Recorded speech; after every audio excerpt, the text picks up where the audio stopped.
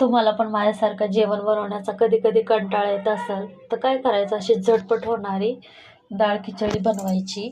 तर इथं मी डाळ नाही यूज केली, याच्यात मी मटकी टाकली आहे आणि ती बनवून मी आता बनवणार आहे खिचडी.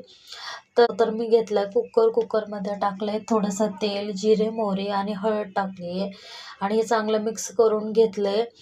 तर लगेच काय करायचं, त्याच्यामध्ये ना कांदा आणि टोमॅटो टाकायचा आणि चांगलं हे मिक्स करून 1-2 मिनटं छान परतून घ्यायचं. त्याच्यामध्ये लगेच टाकायचं आहे बघा मीठ, आपल्या चवीनुसार टाकायचं मीठ, जेवढं पाहिजे तेवढं. आणि हे पण चांगलं मिक्स करून घ्यायचं आहे.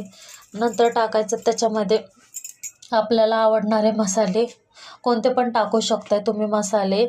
तर मिरची पावडर जरा थोडंसं जास्त टाकायचा, त्याने कलर छान येतो. तर हे मस्त मी 1-2 मिनटं चांगलं परतून घेणार आहे. तर हे बघा अशा पद्धतीने मी चांगलं परतवून घेतलं आहे. त्याच्यामध्ये लगेच आपल्याला टाकायचे मटकी.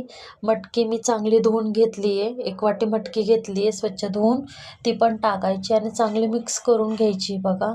चांगली परतून घ्यायची मटकी आणि लगेच त्याच्यामध्ये थोडंसं टाकायचे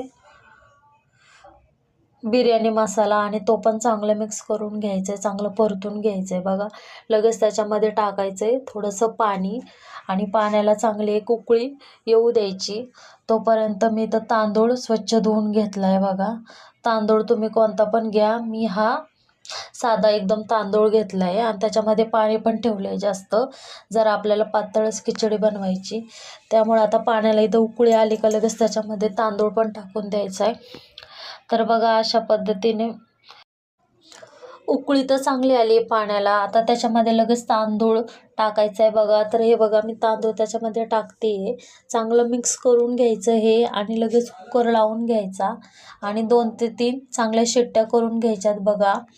आपला भात शिजतोय तोपर्यंत मी इकडे लगेच ना पापड तळून घेणार आहे. तर कढई ठेवली गॅसवर, थोडंसं तेल टाकलं त्याच्यामध्ये आणि पापड मी लगेच तळून घेते.